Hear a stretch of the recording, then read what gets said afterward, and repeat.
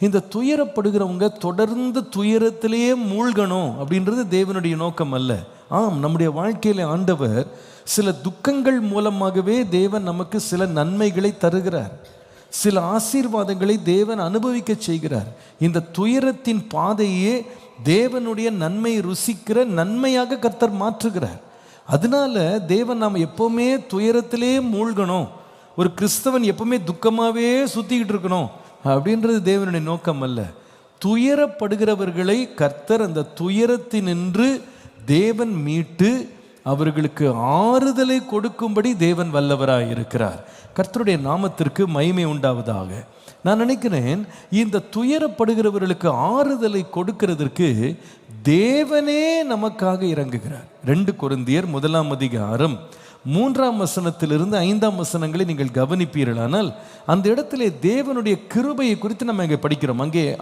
அங்கே பவுல் மூலமாய் ஆண்டவர் பேசுகிற வார்த்தையை பாருங்க. நமது கர்த்தராகிய இயேசு கிறிஸ்துவின் பிதாவாகிய தேவனும் இரக்கங்களின் பிதாவும் சகல விதமான ஆறுதலின் தேவனுமாய் இருக்கிறவருக்கு ஸ்தோத்திரம். துயரப்படுகிறவர்களுக்கு ஆறுதல் கொடுக்கிறவர் யார் என்றால் தேவனே ஆறுதல் கொடுக்கிறார். சகல விதமான ஆறுதலை கொடுக்கிற தேவனுக்கு ஸ்தோத்திரம். சகல விதமான ஆறுதலின் தேவன். நான் நினைக்கிறேன், இந்த வார்த்தை அப்போஸ்தலனாகிய பவுல் எழுதின போது கொரிந்து சபை ஒரு கிரேக்க கலாச்சாரத்தில் உள்ள ஒரு சபை. இந்த கிரேக்க மக்கள் அவங்க அநேக தெய்வங்களை வழிபட்டு வந்தாங்க, அநேக கடவுள்களை வழிபட்டாங்க. ஒவ்வொன்றுக்கும் ஒரு கடவுள் வச்சுருந்தாங்க. அவங்க யுத்தத்துக்கு போனால் ஒரு கடவுள்கிட்ட போவாங்க, அவங்க ஜெயித்து வந்தால் ஒரு கடவுள்கிட்ட போவாங்க, பிள்ளை பிறக்கிறதுக்கு ஒரு கடவுள்கிட்ட போவாங்க. இப்படி ஒவ்வொன்றுக்கும் ஒவ்வொரு நிலைக்கும் ஏதாவது ஒரு இயற்கை சீற்றம் வந்தால் அந்த கடவுள்கிட்ட போய் அவங்க பலி செலுத்துவாங்க. இந்த மாதிரி பல காரியங்களுக்கு பல கடவுள்களை அவங்க உண்டாக்கி வச்சுருந்தாங்க. ஆனால் இந்த கிரேக்க கலாச்சாரத்தில் அல்லது அவங்களுடைய நாட்டில் அவங்க அறியாத அல்லது அவங்கள்ட்ட இல்லாத ஒரு கடவுள் என்னன்னா ஆறுதலின் கடவுள். அவங்களுக்கு தெரியாது கடவுள் ஆறுதல் படுத்த முடியும்னு அவங்க நினைக்கவும் இல்லை, நம்பவும் இல்லை. அவங்க கடவுளை பார்த்தாலே பயமுறுத்துகிற ஒருவராக, பயங்கரமான ஒருவராக தான் அறிஞ்சு வச்சுருந்தாங்க. ஆகவே இந்த பின்னணியில் வந்த விசுவாசிகளுக்கு அப்போஸ்தலனாகிய பவுல் சகல விதமான ஆறுதலின் தேவன் என்று அவர் சொல்லும் பொழுது அவங்களுக்கு ரொம்ப பிரமிப்பாக இருந்திருக்கும். இந்த மாதிரி ஒரு தெய்வத்தை நம்ம பார்த்ததே இல்லையே அப்படின்னு யோசித்திருப்பாங்க. ஆனால் நம்முடைய தேவன் புதிய ஏற்பாட்டில் மட்டும்தான் சகல விதமான ஆறுதலின் தேவன் அல்ல, அவர் என்றென்றுமே ஆறுதலின் தேவன் தான். ஹல்லேலூயா.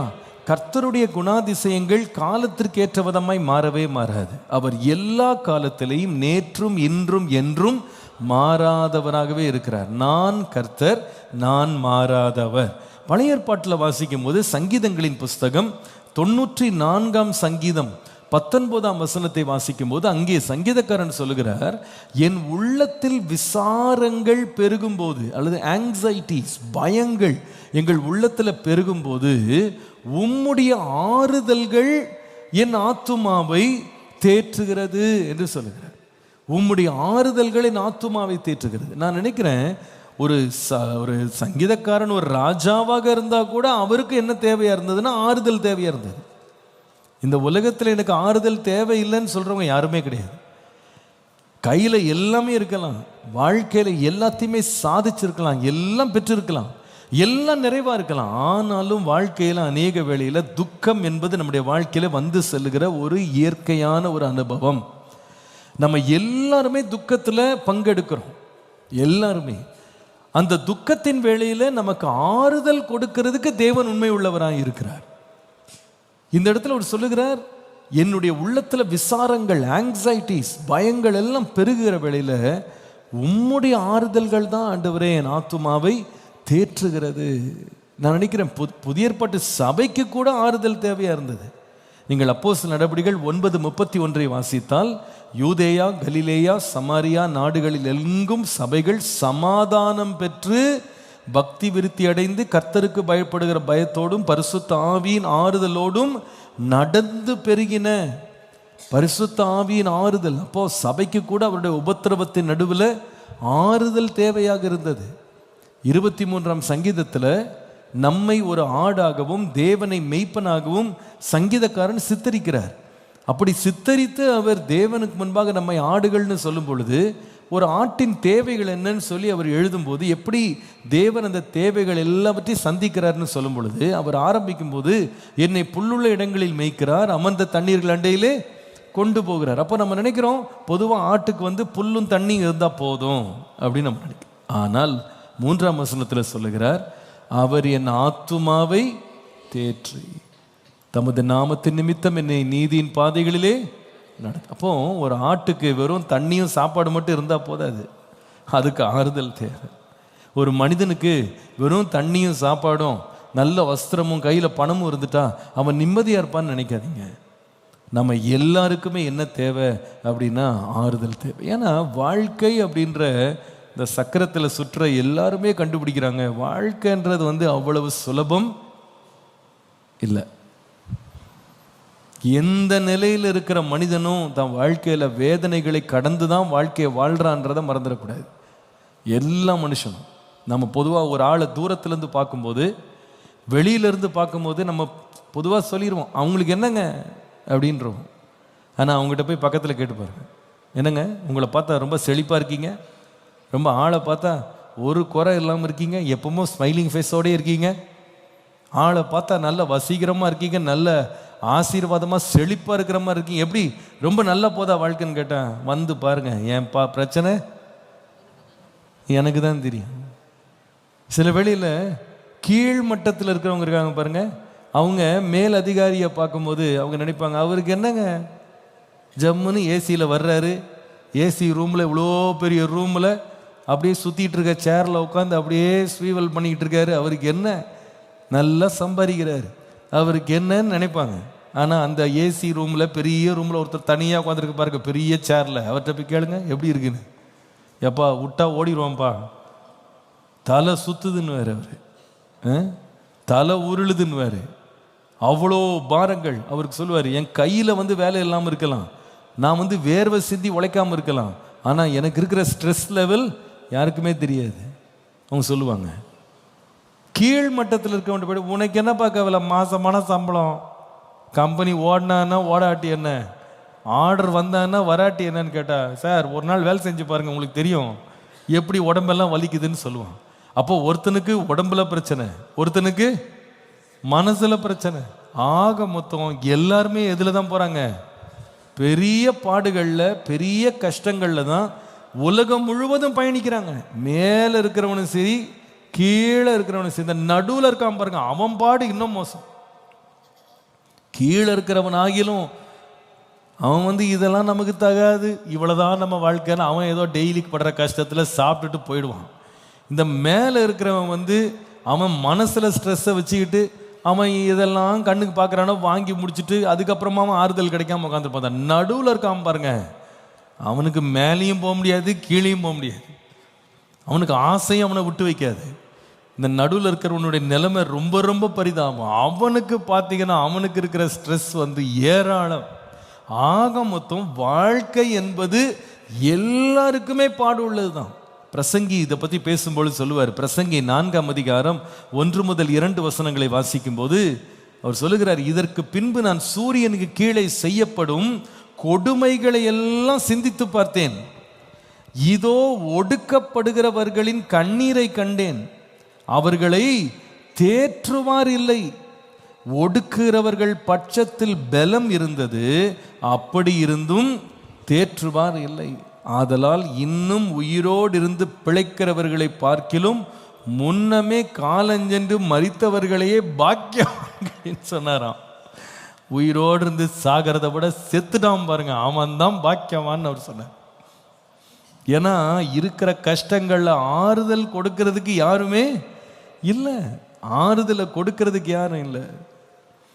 சங்கீதக்காரன் சொல்லுவார் 69ஆம் சங்கீதம் 20ஆம் வசனத்துல, நிந்தை என் இருதயத்தை பிளந்தது, நான் மிகவும் வேதனைப்படுகிறேன், எனக்காக பரிதபிக்கிறவன் உண்டோ என்று காத்திருந்தேன், ஒருவனும் இல்லை, தேற்றுகிறவர்களுக்கு காத்திருந்தேன், ஒருவனையும் காணேன். ஒருத்தன் கூட கண்ணில் படலை, வர்றவெல்லாம் வேதனைப்படுத்திட்டு தான் போறேன், ஒருவன் ஆகிலும் ஆறுதல் படுத்தணும்னு நினைக்கிறது. யோபுவினுடைய வாழ்க்கையில் அவனுக்கு வந்த வேதனைகள் ஏராளம். அந்த வேதனை நடுவில் ஆறுதலுக்காக காத்திருந்தான். ஆறுதல் படுத்துகிறேன் விசாரிக்க வந்தேன் 3 பேர் வந்தாங்க, அவனுடைய நண்பர்கள். இந்த 3 பேரை பற்றி அவர் யோபுல 16:2 அவர் சொல்லுகிறாரு, நீங்கள் எல்லாரும் அலட்டுண்டாக்குகிற தேற்றரவாளர். நீங்கள் வராமல் இருந்திருந்தாலே நல்லா இருந்தது. ஆறுதல் படுத்த வரேன்னு எனக்கு இன்னும் வேதனை தான் உண்டாக்கிட்டு போனீங்க. உங்கள் கேள்விகளால் என்னை தொலைச்சு, நான் அது செஞ்சிருப்பேனா இதை செஞ்சிருப்பேனா, எனக்கு இந்த குற்றம் இருக்கா அந்த குற்றம் இருக்கா, ஒருவேளை இப்படி பண்ணியிருப்பியா அப்படி பண்ணியிருப்பியான்னு கேள்வி கேட்டே என் உயிரை வாங்குறதுக்குனே 3 பேர் சேர்ந்தீங்கன்றாரு.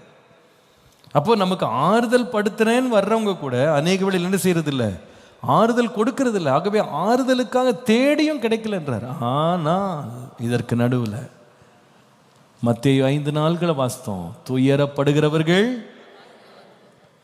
ஏன்னா அவர்கள் ஆறுதல் அடைவார்கள். யார் ஆறுதல் படுத்துகிறா? ஏசாயா 51:12 எனக்கு ரொம்ப பிடித்த ஒரு வசனம். ஏசாயா 51:12, நானே உங்களுக்கு ஆறுதல் செய்கிறவர். ஹல்லேலூயா. யார் ஆறுதல் செய்கிறாமா? கர்த்தரே ஆறுதல் செய்கிறார். ஆண்டவர் தூதனை பார்த்து, எப்பா அவருக்கு ஆறுதல் செய்ப்பா அப்படின்னு சொல்லி ஆறுதல் செய்கிற வேலையை தூதன்ட்ட விடுறதில்லை. ஆறுதல் செய்கிற வேலையை ஏதோ ஒரு மனுஷன்ட்ட விடுறதில்லை. விட்டுருந்தா அவன்லாம் சோர்ந்து போயிருப்பான். ஆனால் கர்த்தரே நமக்கு ஆறுதல் செய்ய உண்மை உள்ளவராக இருக்கிறார். அல்லேலூயா. எப்படிப்பட்ட ஆறுதலை தருகிறார் என்றால், நாம் கொரிந்தியர்ல வாசித்தோம், சகல விதமான ஆறுதல் தருகிறார். சொல்லுங்க, எப்படிப்பட்ட ஆறுதல்? சகல விதமான. மனுஷனுடைய ஆறுதல்களுக்கெல்லாம் ஒரு வழிதான், ஒரு விதம்தான். அந்த விதத்தை தவிர அவங்களுக்கு வேறு வழி தெரியாது. சில பேர் பேசி ஆறுதல் படுத்துவாங்க, சில பேர் உதவி செய்து ஆறுதல் படுத்துவாங்க, சில பேர் கூடவே அமைதியாக இருந்து ஆறுதல் படுத்துவாங்க. ஆனால் அநேக வேளையில் இவர்கள் நமக்கு ஆறுதல் படுத்தும் முறைகள் நமக்கு எப்பொழுதுமே எல்லா நேரமுமே நமக்கு ஒத்து வராது, புரியாது இல்லையா? எல்லாமே நமக்கு ஆறுதலை கொடுக்காது. நீங்கள் வெளிநாடுகள்லாம் போனீங்கன்னா, ஒரு வீட்டில் ஒருத்தர் இறந்துட்டார் அப்படின்னா அவங்க கலாச்சாரம் என்னன்னு சொன்னால், அந்த வீட்டுக்கு வரும்போது அவங்க நல்லா சமைச்சு எடுத்துகிட்டு கொடுப்பாங்க. நம்ம வீட்டில் எடுத்துகிட்டு கொடுத்தீங்கன்னா அவ்வளோதான், ரொம்ப கஷ்டம். இந்த ஊரில் அதெல்லாம் செட் ஆகாது. அங்கே ஒருத்தர் இறந்துட்டாங்கனாலே அவங்க வீட்டுக்கு என்ன பண்ணுவாங்க, சாப்பாடு சமைச்சு எடுத்துகிட்டு கொடுத்து ஆறுதல் படுத்துவாங்க. இது அவங்களுடைய முறை. எல்லாரும் ஒவ்வொருத்தர் ஒரு முறையை வச்சுருக்காங்க. ஆனால் எல்லா முறையும் எப்பொழுதும் நமக்கு ஒத்து வராது. ஆனால் நம்முடைய தேவன் யார் என்றால், சகல விதமாக நம்மை ஆறுதல் படுத்துவார். வேதத்தில் வாசிக்கும் போது அந்த சகல விதமான ஆறுதல்களில் சில ஆறுதல்கள் எப்படி ஆறுதல் படுத்துறாருன்னா, 1 தெசலோனிக்கர் 2:12 தகப்பன் தன் பிள்ளைகளுக்கு சொல்லுகிறது போல நாங்கள் உங்களில் ஒவ்வொருவருக்கும் புத்தியும் தேறுதலும் எச்சரிப்பும் சொன்னதை அறிந்திருக்கிறீர்கள். ஆண்டவர் எப்படி நம்மை ஆறுதல் படுத்துகிறார் என்றால், முதலாவது விதம் என்னன்னா, ஒரு தகப்பனை போல ஆறுதல் படுத்துறாரா. தகப்பனை போல. தகப்பன் என்ன செய்கிறார்னா, அவர் சொல்லுகிறாரு, பிள்ளைகளுக்கு சொல்லுகிறது போல நாங்கள் உங்களை தேர்தல் கொடுத்தோம் அப்படின்றாரு. அப்படின்னா அர்த்தம் என்னன்னா, ஒரு தகப்பனுடைய வார்த்தைகள் இருக்கு பார்த்தீங்களா, அது பெரிய ஆறுதல். அது சில பேர் சில பிள்ளைங்க சொல்லுவாங்க, அப்பா சொல்லட்டும் அப்படின்வாங்க. ஏன் அப்படி சொல்கிறாங்கன்னா, அவர் சொன்னால் என்ன பண்ணிடுவார், செய்திருவார். அவரோட வார்த்தைக்கு அவ்வளோ வேலை. நிறைய பெற்றோர் இதை உணர்றதில்லை. பட் பிள்ளைகள் ஒரு தகப்பன் ஒரு வார்த்தையை சொல்லிட்டார்னா அது எப்படியாவது என்ன பண்ணிடுவார், செஞ்சிருவார் அப்படின்ற ஒரு நிச்சயம் உண்டாகுது. வேதம் சொல்லுது, ஆண்டவர் எப்படி நம்மை ஆறுதல் படுத்துகிறார், ஒரு தகப்பனை போல அவருடைய வார்த்தையை நமக்கு கொடுத்து அதை வாக்குத்தத்தமாய் தந்து, கவலைப்படாத, இந்த வார்த்தையை பிடிச்சுக்கோ, நிச்சயமாய் காலம் வரும்போது நான் இதை நிறைவேற்றுவேன் என்று கர்த்தர் வாக்குரைத்து ஆறுதல் படுத்துறார். அதனால தான் ரோமர் 15:4 வாசிக்கிறோம். ரோமர் 15:4 தேவ வசனத்தினால் உண்டாகும் பொறுமையினாலும் ஆறுதலினாலும் நாம் நம்பிக்கை உள்ளவர்களாகும்படிக்கு முன்பு எழுதியிருக்கிறவைகளெல்லாம் நமக்கு போதனையாக எழுதியிருக்கிறது என்று வாசிக்கிறோம். தேவனுடைய வாக்கியங்கள் எல்லாம் நமக்கு எப்படி இருக்குன்னா, ஆறுதல் உண்டாகும்படி கர்த்தர் கொடுத்திருக்கிறார். இது எல்லாம் பரிசுத்தாவியானவர் ஏவினதுனால இந்த வேதம் புஸ்தகத்தில் ஒவ்வொரு வார்த்தை எழுதப்பட்டது. இதை வாசிக்கும் போது ஒரு மனுஷனுக்கு ஆறுதல். எப்படி ஆறுதல் வருதுன்னா, ஓ இந்த வாக்குத்தத்தம் எனக்கென்று இருக்கு. வாக்குத்தத்தங்கள் எல்லாம் ஆம் என்றும் ஆமேன் என்றும் இருக்கிறது. இதை வாசிக்கும் போது உடனே நமக்கு ஒரு பெரிய ஆறுதல் வருது. இந்த வார்த்தையை மனுஷன் சொல்ல முடியாதே, இந்த வார்த்தையை மனுஷன் செய்ய முடியாது, கர்த்தர் செய்வேன் என்று சொல்லி இருக்கிறார். அந்த வாக்குத்தத்தத்தை பிடிச்சுக்கிட்டு இருண்ட பள்ளத்தாக்கு வழியாக ஒருவர் தைரியமா நடந்து போயிடலாம். ஒரு தகப்பன் பேசி ஒருவரை ஆறுதல் படுத்துகிறது போல கர்த்தர் தம்முடைய வார்த்தையினால் ஒரு தகப்பனை போல கர்த்தர் ஆறுதல் படுத்துகிறார். அல்லேலூயா. ரெண்டாவது, கர்த்தர் எப்படி ஆறுதல் படுத்துறதுக்கு இன்னொரு விதம் வைத்திருக்கிறார் என்றால் 66ஆம் அதிகாரம் ஏசாயா 66 13ஆம் வசனத்தை வாசித்தால், ஒருவனை அவன் தாய் தேற்றுவது போல நான் உங்களை தேற்றுவேன், நீங்கள் எருசலேமிலே தேற்றப்படுவீர்கள். அப்போ ஆண்டவர் நம்மை தேற்றுறதுக்கு பயன்படுத்துகிற ரெண்டாவது வகை தேறுதல், சகல விதமான ஆறுதல்னு போட்டிருக்கேன். அந்த ஆறுதல் ரெண்டாவது வகை என்னன்னா, ஒரு தாய் தேற்றுவது போல. ஒரு தாய் தேற்றுவது போல. ஒரு தாயினுடைய ஒரு சுபாவத்தில் ஒரு மிக முக்கியமான சுபாவம் ஏசாயா 49:15 இருக்கு. ஏசாயா 49:15 ஸ்திரீயானவள் தன் கற்பத்தின் பிள்ளைக்கு இறங்காமல் தன் பாலகனை மறப்பாளோ? அவள் மறந்தாலும் அவர்கள் மறந்தாலும் நான் உங்களை. ரொம்ப இன்ட்ரெஸ்டிங்காக இருக்கு. ஒரு தாயினுடைய ஒரு முக்கியமான தனித்துவம் நிறைந்த சுபாவம் என்னன்னா, தாய்க்கு இருக்கிறது ஞாபக சக்தி. தாய் லேசில் தான் பிள்ளைகளை என்ன செய்ய மாட்டா, மறக்க மாட்டா. ஐயோ, இது ஆண்கள்கிட்ட சொல்லவே முடியாது. ஆண்களுக்கு ஞாபகமே வராது. அவங்களுக்கு வேலை தான் ரொம்ப முக்கியமாக இருக்கும்.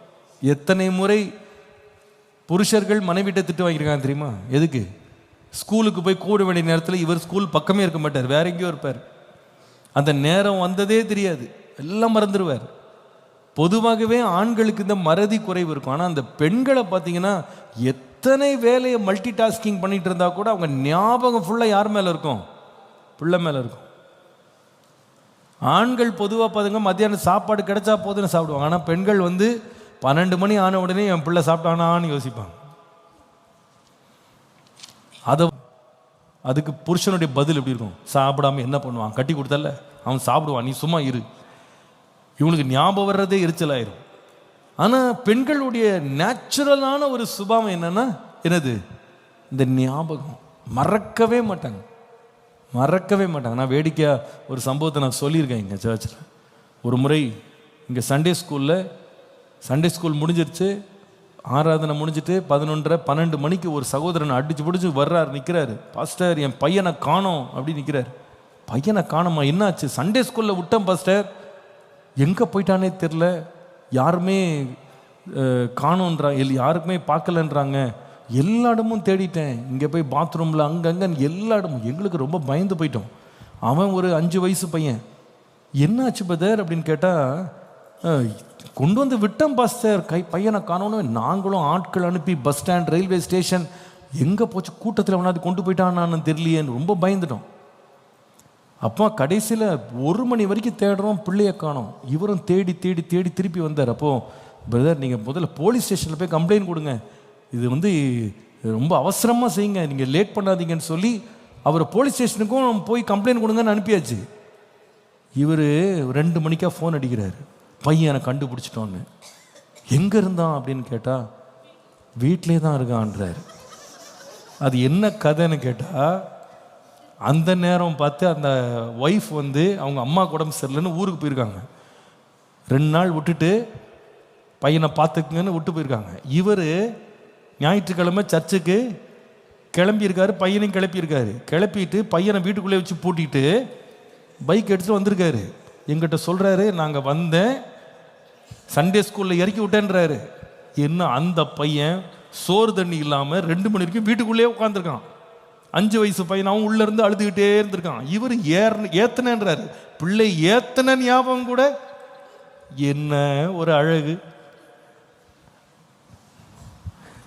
இதுதான் ஆண்கள். ஆனால் பெண்களை பார்த்தீங்கன்னா, இவங்க ஏறுறாங்களோ இல்லையோ, முதல்ல பிள்ளை மேலே தான் அப்படி இருப்பாங்க, கவனமாக இருப்பாங்க. இது உண்மை. ஏர்பிளைன்ஸில் கூட, விமானங்களில் கூட அறிவிப்பு கொடுப்பாங்க. நீங்கள் ஒருவேளை ப்ரெஷர் இறங்கிருச்சுன்னா மேலேருந்து ஆக்சிஜன் மாஸ்க் வரும். அப்போ உங்கள் பிள்ளைக்கு ஆக்சிஜன் மாஸ்க் நீங்கள் போடுறதுக்கு முன்னாடி முதல்ல உங்களுக்கு போடுங்க, உங்களை பாதுகாத்துட்டு அதுக்கப்புறமா பிள்ளைக்கு போடுங்கன்னு அனௌன்ஸ்மெண்ட்டே கொடுப்பாங்க. இது யாருக்கு அனௌன்ஸ்மெண்ட்னா பெண்களுக்கு தான், தாய்மாருக்கு தான். ஆண்கள் ஃபஸ்ட்டு அவங்க போட்டுக்கிடுவாங்க. இது உண்மைங்க, இது வந்து நேச்சுரல். இது வந்து அதான் பைபிளில் போட்டிருக்கு, ஸ்திரீயானவள் தன் பிள்ளையை, கர்ப்பத்தின் பிள்ளையை மறப்பாளான்னு போட்டிருக்கு. ஏன்னா அது அவர்களுக்குள்ள வளர்ற ஒரு குழந்தை இல்லையா, அது தன்னுடைய ஜீவனோடு இணைந்திருக்கு, ரத்தத்தோடு இணைந்திருக்கு. அந்த உறவு வந்து ரொம்ப ரொம்ப ரொம்ப நெருங்கியது. அவங்க பிறந்த பிறகு தொப்புள் கொடி அறுக்கிறாங்கன்றாங்க. ஆனால் ஒரு தாய்க்கு வந்து தான் பிள்ளையோடு இருக்கிற உறவும் அந்த நெருக்கமும் வந்து அதை வந்து நீங்கள் வார்த்தைகளால் வர்ணிக்க முடியாது. அப்படிப்பட்ட ஒரு நெருக்கம் உங்களுக்கு இருக்கும். அதனால தான் வீட்டில் பார்த்தீங்கன்னா ஃபோன் பண்ணுங்கன்னு தொந்தரவு பண்ணுறது எப்போவுமே பொதுவாக பெண்களாக தான் இருப்பாங்க. அவனுக்கு ஃபோன் பண்ணுங்க, ஃபோன் பண்ணுங்க, ஃபோன் பண்ணுங்க. இப்போ தானே பேசணும், நேற்றுக்கு தானே பேசணும். அவர் சலிச்சுக்கிடுவார். அந்த அம்மாவுக்கு சலிப்பே வராது. ஏன்? எப்பொழுதுமே அவள் நினைவு யார் மேலே இருக்கும்? பிள்ளைகள் மேல். ஆண்டவர் சொல்றாரு, நான் உங்களை எப்படி தேற்றுவேன்னா ஒரு தாய் தேற்றுறது போல தேற்று. அப்படின்னா அர்த்தம் என்னன்னா, உங்களை நினைச்சுக்கிட்டே இருக்கேன், நான் உங்கள் மேல் நினைவாய் இருக்கிறேன், நான் உங்களை மறப்பதே இல்லை. அந்த 16ஆம் வசனத்தில், இதோ என் உள்ளங்கைகளில் உன்னை வரைந்திருக்கிறேன், உன் மதில்கள் எப்பொழுதும் என் முன் இருக்கிறது. சகல விதமான ஆறுதலின் தேவன் தாயை போல நம்மை ஆற்றுகிற தேவனாயிருக்கிறார். நம்மை மறக்காத ஒரு நல்ல தேவன். எனக்கு ஒரு வசனத்தோட முடிக்க விரும்புகிறேன். எனக்கு அந்த வசனம் பல முறை நான் வாசித்திருக்கேன், எனக்கு ஆனால் அது புரியலை. இந்த வசனம் நமக்கு தெரியும். 56ஆம் சங்கீதம் 8ஆம் வசனம் பாருங்க. 56ஆம் சங்கீதம் 8ஆம் வசனத்தில், என் அலைச்சல்களை தேவன் எண்ணி இருக்கிறீர், என் கண்ணீரை உம்முடைய துருத்தியில் வையும், அவைகள் உம்முடைய கணக்கில் அல்லவோ இருக்கிறது. இதை நீங்கள் பொதுவாக நம்ம எப்படி இதை வாசித்துட்டு நம்ம இதை புரிந்துக்கிட்டோம் அப்படின்னு எனக்கு புரியலை. எனக்கு ரொம்ப நாளாக புரியலை. இது சமீபத்தில் யூத கலாச்சாரத்தை பற்றி நான் படிச்சுக்கிட்டு இருந்தேன். அப்போது இந்த வசனத்திற்கு விளக்கம் கிடைத்தது. யூதர்களுடைய கலாச்சாரத்தில் அவங்க சொல்கிறாங்க, ஒருவர் வந்து அவங்க சொந்தக்காரர் வந்து இறந்துட்டார் அப்படின்னா தூரத்தில் இருக்கிறவங்க, அதாவது இவங்க உங்களுக்கு தெரியும், இப்போ மாதிரி ஒருத்தர் இறந்துட்டாங்கன்னா உடனே வண்டி பிடிச்சி உடனே ஓடுறோம். இப்போல்லாம் ஒரு நாளுக்குள்ளே அரை நாளுக்குள்ளே வெளிநாட்டில் இருந்தால் கூட எத்தனை ஆயிரம் மைல் இருந்தால் கூட பறந்து உள்ளே வந்துடுறோம். ஆனால் அன்றைக்கு அப்படிலாம் வர முடியாது. ஒரு பயணம் தூரத்துலேருந்து எடுக்கணும்னா 3 நாள் 5 நாள் 7 நாள் நடந்து கழுதை மேலே அல்லது குதிரை மேலே ஏறி வந்து சேர்றதுக்குள்ளே அவங்களுக்கு அடக்கமே முடிஞ்சிடும். அப்போ அந்த மாதிரி சூழ்நிலைகளில் அந்த யூதர்கள் என்ன பண்ணுவாங்கன்னா, இவங்களுக்கு வந்து இறந்துட்டாங்கன்னு சொல்லி செய்தி வர்றதுக்கே லேட் ஆகிடும். திருப்பி இவங்க வந்து போகிறதுக்கும் முடியாத சூழ்நிலை வரும்போது அவங்க என்ன பண்ணுவாங்களாம், அவங்க வந்து சின்ன பாட்டில்ஸ் வச்சுருப்பாங்களாம். அந்த பாட்டிலில் வந்து அவங்க வந்து வீட்டிலிருந்து அந்த இறந்து போனவர்களுக்காக கண்ணீர் வடிப்பாங்களாம். கண்ணீர் வடித்து அதை வந்து அந்த பாட்டிலில் பிடிப்பாங்களாம். அந்த கண்ணீரை வந்து அந்த பாட்டிலில் வந்து சேர்த்துட்டு அதை வந்து மூடி போட்டு அனுப்பி விடுவாங்களாம். எதுக்கு அனுப்புவாங்கன்னா, உங்கள் துக்கத்தோடு நாங்களும் எப்படி இருக்கோம், துக்கத்தை நாங்களும் அனுபவிக்கிறோம், அதை நாங்கள் நினைக்கிறோம், எங்களுக்கு இது ரொம்ப மனசு உடைஞ்சிருக்கு அப்படின்னு சொல்கிறதுக்கு அந்த பாட்டிலில் அனுப்பி விடுவாங்களாம். அப்போது அந்த இறந்து போன குடும்பத்தினர் அந்த பாட்டிலை வாங்கி பார்க்கும்போது, இன்னார் வந்து நமக்காக இவ்வளவு நினைவு கூர்ந்து நம்ம இறந்து போன நம்முடைய சொந்தத்துக்காக இப்படி கண்ணீர் வடித்து அவங்க கண்ணீர் என்ன பண்ணுறாங்க, ஒரு பாட்டிலில் துருத்தியில் வைத்து அனுப்புகிறாங்களேன்னு சொல்லி பார்த்து ஆறுதல் அடைவாங்களாம். அப்போ இத்தனை பேர் நமக்காக பரிதபிக்கிறவங்க இருக்கிறாங்க அப்படின்னு ஆறுதல் அடைவாங்களாம். அதை கேட்ட பிறகு தான் எனக்கு புரிஞ்சுது, ஏன் இப்படி எழுதப்பட்டது. என் அலைச்சல்களை எல்லாம் நீர் எண்ணி இருக்கிறீர், நீர் மறக்கல ஆண்டவரே. என்னுடைய கண்ணீரை எல்லாம் உங்களுடைய துருத்தியில் வைத்திருக்கிறீர்னா, நான் ஒவ்வொருவருமே கண்ணீர் விடும்போதோட கணக்கில் வச்சுட்டு என்னை ரொம்ப நீங்கள் நினைக்கிறீங்க ஆண்டவரே, நினைக்கிறீங்க ஆண்டவரே. என்னை மறக்கிற தேவன் அல்ல. எப்படி அன்றைக்கு கண்ணீர் நிறைந்த அந்த துருத்தி அனுப்பும்போது நம்ம மேலெல்லாம் நம்ம சொந்தக்காரங்க நினைவாக இருக்கிறாங்கன்றத அன்றைக்குள்ளவர்கள் புரிந்து கொண்டார்களோ அதே போல நம்முடைய துருத்தியெல்லாம் சேர்த்து வச்சுட்டு ஆண்டவர் சொல்றாரு, உன்னை நான் மறக்கலை, உன் பாட்டில் என் முன்னாடி தான் இருக்கு, நீ விட்ட கண்ணீரையெல்லாம் நான் நினைவு கூர்ந்து கொண்டிருக்கிறேன், நீ என்னால் மறக்கப்படுவதே இல்லை. ஹல்லேலூயா. அதனால ஆண்டவருடைய வார்த்தை உண்மை. துயரப்படுகிறவர்கள் பாக்கியவான்கள், நிச்சயமாய் ஆறுதல் அடைவார்கள். ஆறுதல் படுத்துகிறவர் கர்த்தரே, நானே உங்களுக்கு ஆறுதல் செய்கிறவர். சகல விதமான ஆறுதலின் தேவன். இந்த காலையிலே அவருடைய ஆறுதல், அவருடைய தேறுதல் நம்முடைய உள்ளத்தை நிரப்புவதாக. அவருடைய வார்த்தையினால் ஒரு தகப்பனை போல அவர் கொடுக்கிற தைரியமூட்டும் வார்த்தைகள், அவருடைய ஞாபகத்தினால் நம்மை நினைத்திருக்கிறதுனால் ஒரு தாயை போல நம்மை தேற்றுகிற அவருடைய ஆறுதல் இன்றைய காலையில் நம்முடைய உள்ளங்களை நிரப்புவதாக.